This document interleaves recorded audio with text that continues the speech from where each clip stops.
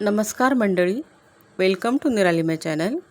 समर cold drink बनवू mango juice. 2 आंबे घेतलेत, स्वच्छ धुवून घेतलेत।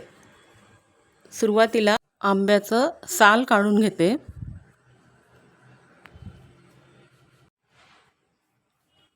तर हे साल काढून झालेलं आहे आणि हा आंब्याच्या फोडी करून घेत आहे।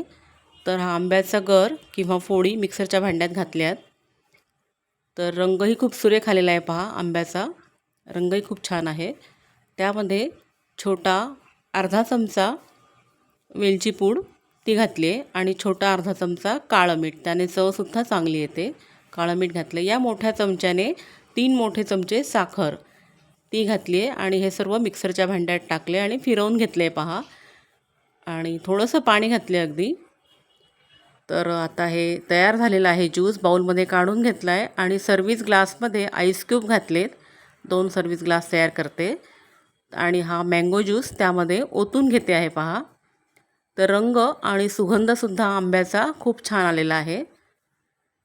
तर भयंकर उन्हाळा आहे इकडे, तर अशा उन्हाळ्यामध्ये असं कोल्ड्रिंक्स घरीच तयार केलेलं असले की खूप छान होतं, उन्हाळासुद्धा सुसह्य होतो।